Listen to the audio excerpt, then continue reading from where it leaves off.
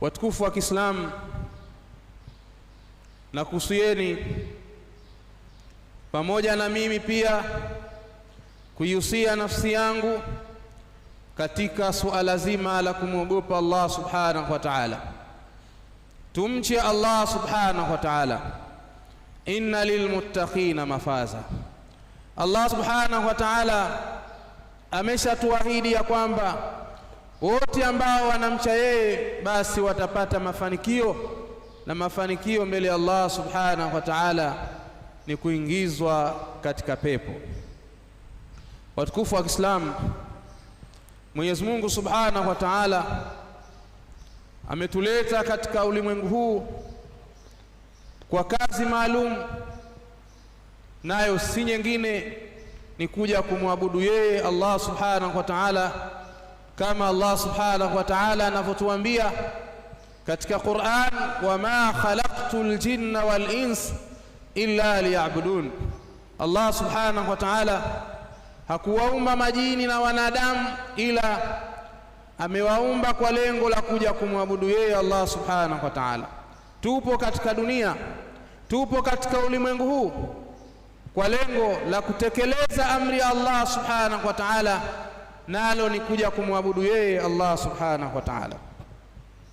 Watukufu wa Kiislamu, pamoja na kwamba Allah subhanahu wa ta'ala ametupa kazi hii, lakini mwisho wa kazi hii Allah subhanahu wa ta'ala atatulipa kwa ile kazi ambayo ametuletea hapa katika ulimwengu tuifanye. Kwa hiyo atatupa ujira, na ndiyo Allah subhanahu wa ta'ala akasema, wama hadhihi alhayatu ad-dunya illa lahu wa la'ib wa inna ad-dara al-akhirah lahiya al-hayawan law kanu ya'lamun. Allah subhanahu wa ta'ala katika kusisitiza na kutufahamisha ya kwamba hili jambo, hii kazi ambayo ametupa yeye kuja kumwabudu hapa katika dunia, basi akatutaka tuishi katika dunia kwa kumwogopa yeye, tuishi katika dunia kwa kumtii yeye, kumwabudu yeye Allah subhanahu wa ta'ala, na tuachane na anasa za dunia, na tuachane na yote ambayo hayafai, ambayo yeye Allah subhanahu wa ta'ala haja ya amrisha. Akatwambia, wama hadhihi alhayatu dunya illa lahu wa la'ib. Haikuwa haya maisha ya duniani ni pumbao tu na mchezo. Maisha ya duniani si lolote, si chochote, ni pumbao la mwanadamu na mchezo. Namna atakavyoitumikia, namna atakavyoyatumikia maisha ya dunia mwanadamu, kuyatumikia kuliko kuwa kustahiki kwa vile ambavyo Allah subhanahu wa ta'ala hajapenda. Akasema, wa inna ad-dara al-akhirah, hakika ya nyumba ya akhira, hakika ya nyumba ya akhira ambayo ndiyo maandalizi yetu ya milele, ambayo tunaenda kulipwa malipo yale tulioambiwa na Allah subhanahu wa ta'ala ya kwamba tumwabudu yeye. Wa inna ad-dara al-akhirah, hakika ya nyumba ya akhira lahiyal hayawan, hayo ndio maisha halisi, hayo ndio maisha haswa yaliyokusudiwa kwenda kuishi huko milele na milele. Lahiyal hayawanu law kanu ya'lamun, hayo ndio maisha halisi, maisha yaliyokusudiwa kuishi huko milele. Lakini ikiwa watajua, ingekuwa wanalijua hili, basi maisha ya akhera ndiyo maisha halisi kuliko maisha ya dunia. Watukufu wa Kiislamu, katika ulimwengu huu Allah subhanahu wa ta'ala ametupa huu hai, na huu hai ndiyo rasilimali yetu wanadamu, ndiyo rasilimali yetu yote katika maisha yetu, na ndiyo huu hai unafanya kazi katika hii dunia ya kumwabudu Allah subhanahu wa ta'ala. Na huu hai anatupa Allah subhanahu wa ta'ala ni uhai wa muda maalumu. Kila mmoja Allah subhanahu wa ta'ala akampangia wakati wake wa kuishi katika dunia hii. Ukimalizika wakati huo, uhai wako nao umeshamalizika. Sasa rasilimali hii ya uhai tuitumikie kabla haijafika siku ambayo Allah subhanahu wa ta'ala atakwenda kutuuliza kuhusiana na rasilimali hii tuliitumiaje katika dunia. Allah subhanahu wa ta'ala atakwenda kutulipa. Na Mwenyezi Mungu subhanahu wa ta'ala akatuumbia mauti. Hapa kwenye mauti ndiyo mwisho wa ule uhai wa duniani, ambapo uhai wa duniani ndio rasilimali yetu, ambayo rasilimali hii tukiitumia vizuri itakwenda kutufaa vizuri katika nyumba ya akhira, ile inna dar al-akhirah, katika yale maisha halisi ya siku ya kiyama, katika yale maisha halisi kwa Allah subhanahu wa ta'ala. Basi ndo tutakwenda uona ule muhimu wa kuutumia vizuri huu hai ambao Allah subhanahu wa ta'ala ametupa.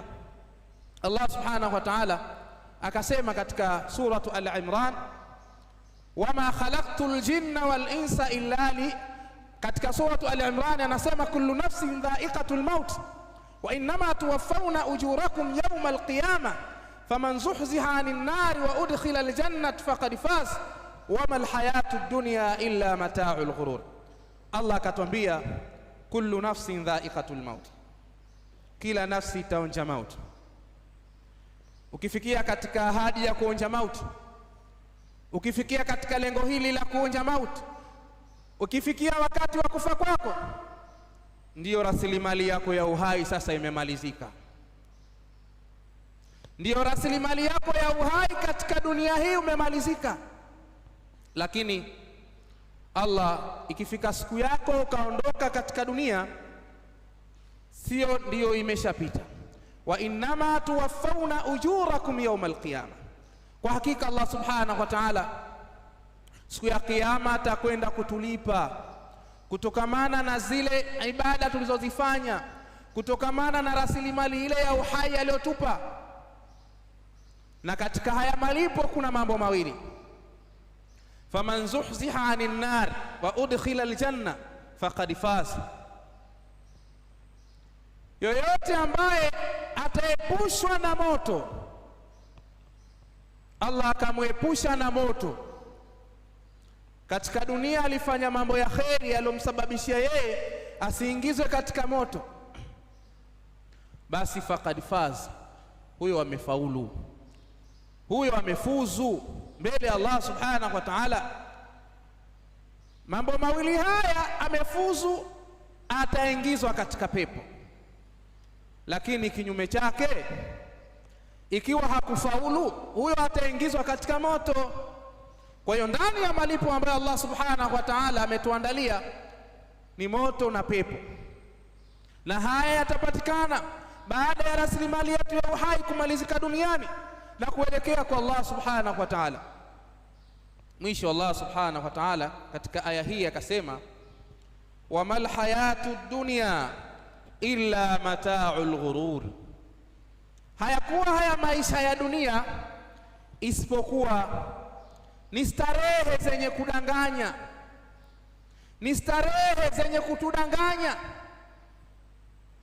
Tunajipangia tunavyojipangia, lakini uhai huu kuna siku utatoweka.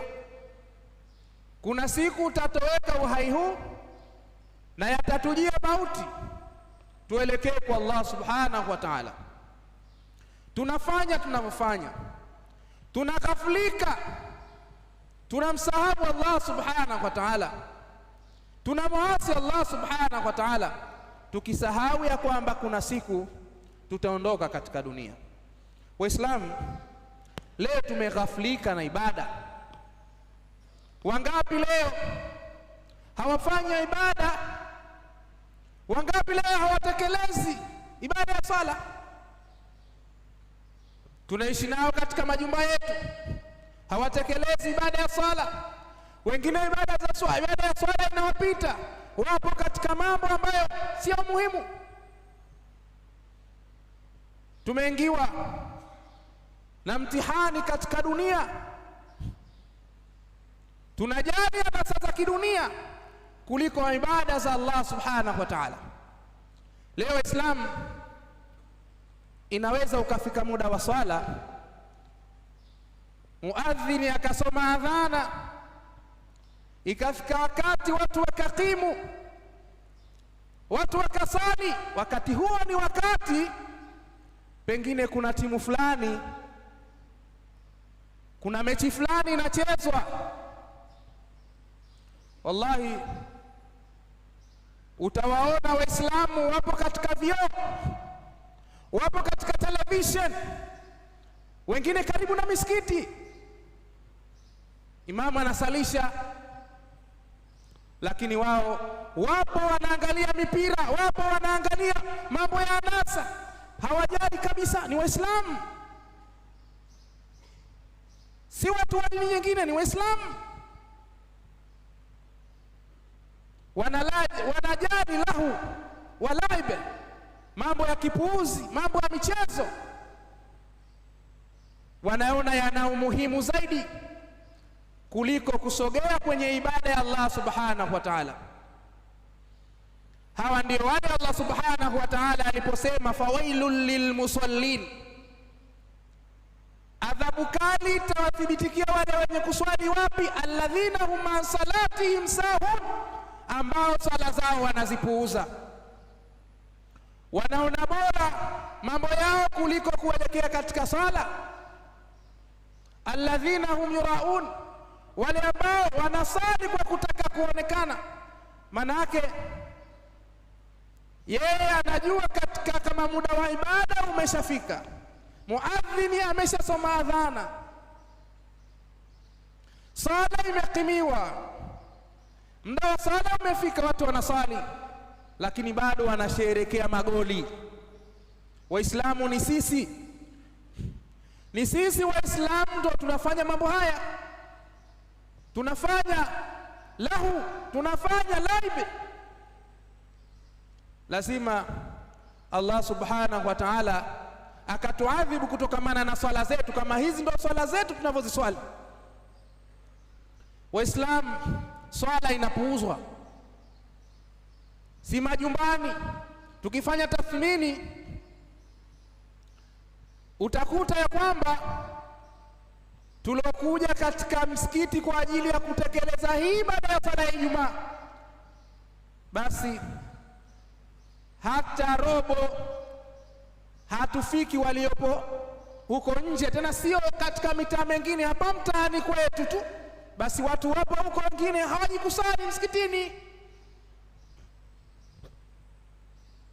Tunajisahau Waislamu kwamba kuna siku tutakufa na tutakwenda kuuliziwa, na jambo la kwanza siku ya Kiyama kwenda kuuliziwa, Allah subhanahu wa ta'ala atatuuliza sala.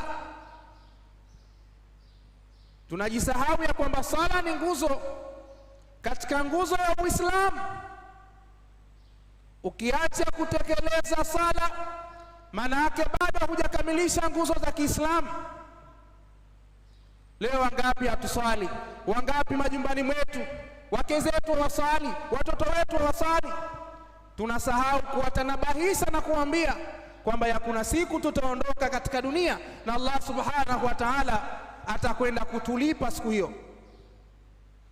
Watukufu wa Kiislamu, tumeghafilika na ibada, si swala tu, ibada nyingi Waislamu tumeghafilika nazo.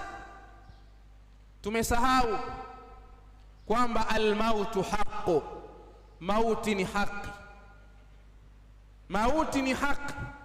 La yastakhiruna anhu sa'atan wala yastaqdimun. Muda wako ukifika, hakuna wakuja kukuongezea muda. Ukifika wakati wako wa kuondoka katika dunia, basi utaondoka. Waislamu hatutishani. Wengine usema shekhe leo kaja kututisha. Hatutishani Waislamu. Mifano haya inaonekana. Wako wapi babu wa babu zetu? Wako wapi baba wa baba zetu? Wako wapi mababa zetu? Wako wapi vipenzi vyetu? Ikiwa hatukuzika vipenzi vyetu katika miaka iliyopita, tumezika mwaka jana, tumezika mwaka huu, tumezika jana, tumezika juzi, tujiulize masala. Waislamu hawakutaka kuishi katika dunia, walitaka kuwa na faraja na furaha kama sisi, walitaka waishi kama sisi, lakini wakati wao utafika, wakati wao kafika.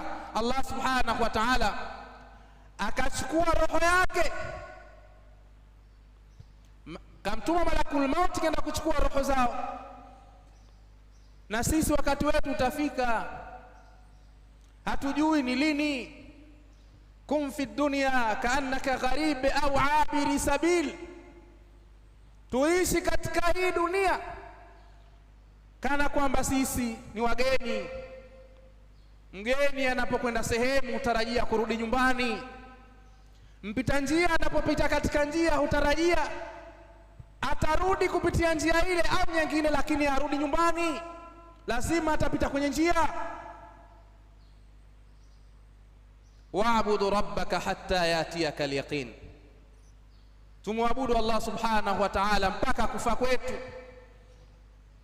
Mauti, watukufu wa Kiislamu, mauti tunayo, tunatembea nayo.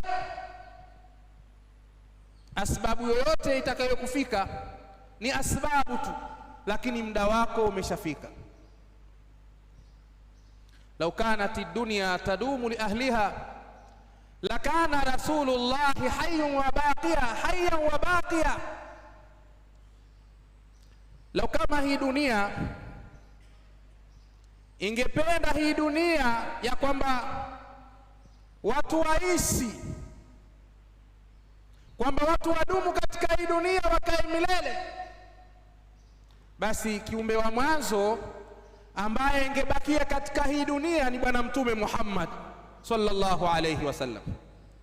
Lakini Bwana Mtume Muhammad sallallahu alayhi wasallam ameondoka katika dunia, akiondoka akisema innal mauti la sakarat,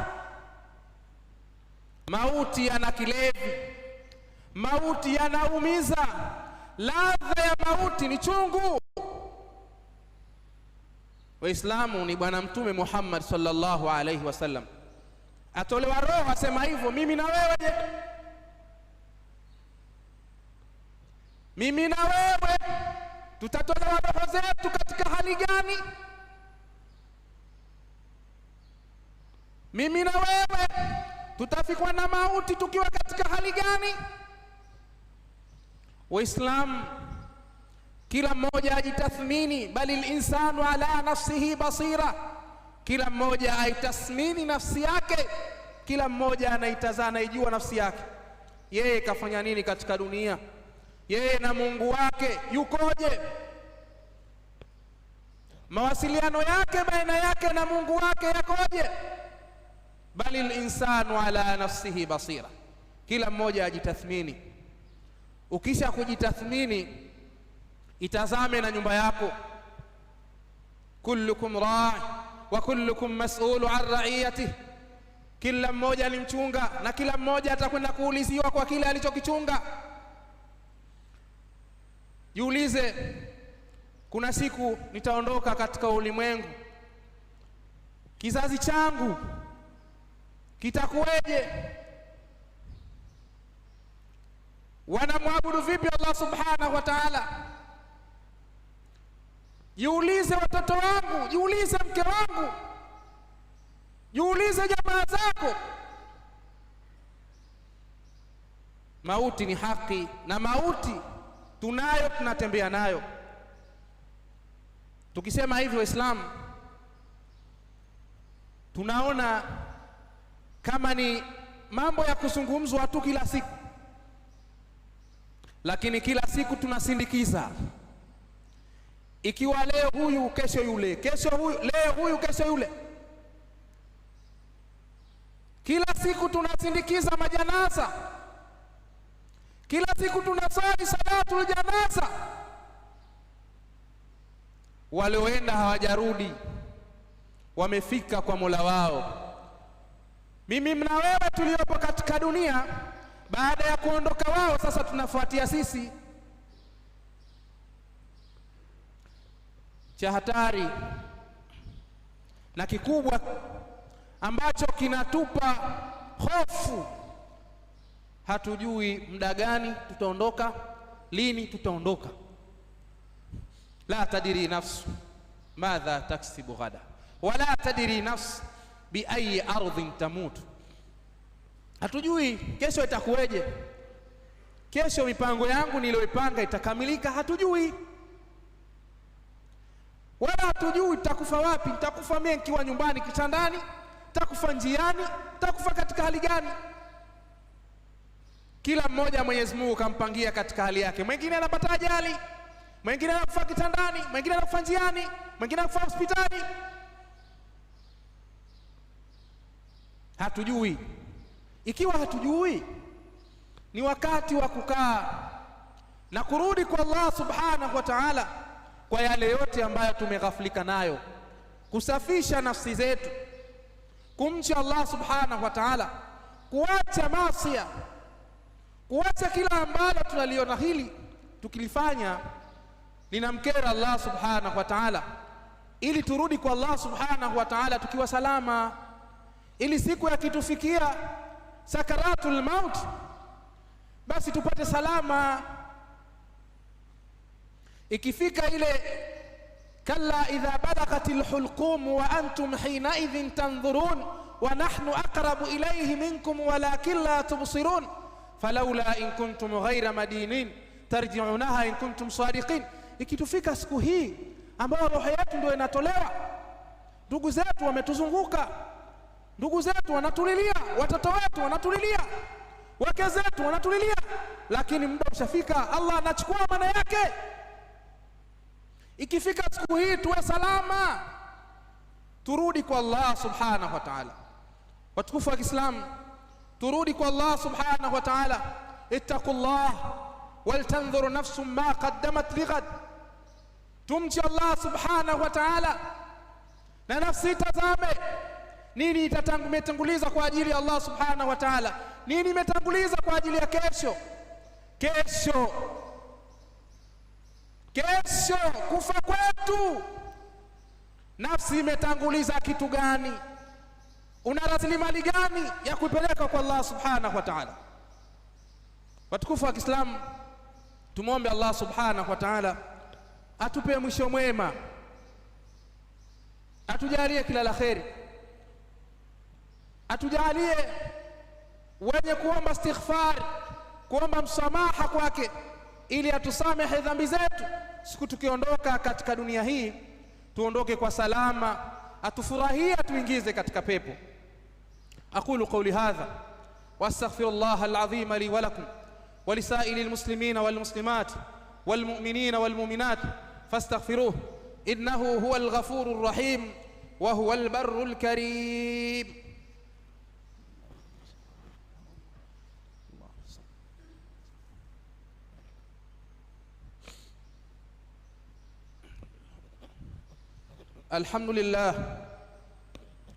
الحمد لله حمدا كثيرا كما أمر، وأشهد أن لا إله إلا الله وحده لا شريك له إرغاما لمن جهد به وكفر، وأشهد أن سيدنا محمدا عبده ورسوله سيد الخلائق والبشر.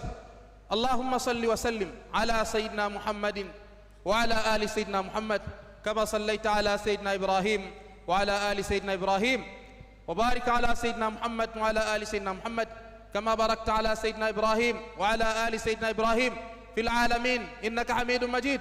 اتقوا الله واتقوا يوم الذي تحشرون فيه إلى الله فوجا، تقفون بين يدي الله صفا صفا، وتقرؤون الكتاب حرفا حرفا، وتسألون عما عملتم سرا وجهرا، ثم يساق المتقون إلى الجنة وفدا وفدا، ويساق المجرمون إلى جهنم وردا وردا، وأفعالكم من الله وعد ووعيد. قال الله تعالى مخبرا وآمرا: إن الله وملائكته يصلون على النبي يا أيها الذين آمنوا صلوا عليه وسلموا تسليما.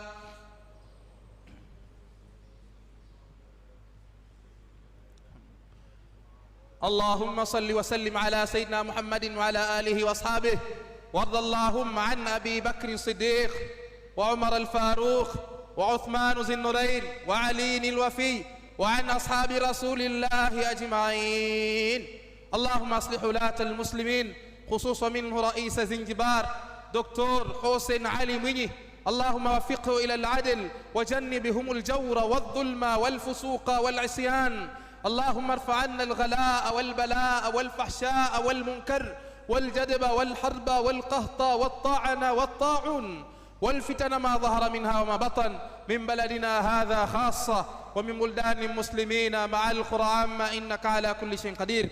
اللهم سلم بالحجاج والعمار إلى بيتك الحرام والزائرين قبر نبيك محمد الرسول عليه الصلاة والسلام، وسائر المسافرين في برك وبحرك وجوك من المسلمين أجمعين. اللهم اغفر للمؤمنين والمؤمنات والمسلمين والمسلمات الأحياء منهم والأموات برحمتك يا أرحم الراحمين. ربنا آتنا في الدنيا حسنة وفي الآخرة حسنة وقنا عذاب النار. عباد الله، إن الله يأمر بالعدل والإحسان وإيتاء ذي القربى وينهى عن الفحشاء والمنكر والبغي، يعظكم لعلكم تذكرون. اذكروا الله العظيم الجليل الكريم واشكروا على نعمه يزدكم، ولذكر الله أكبر.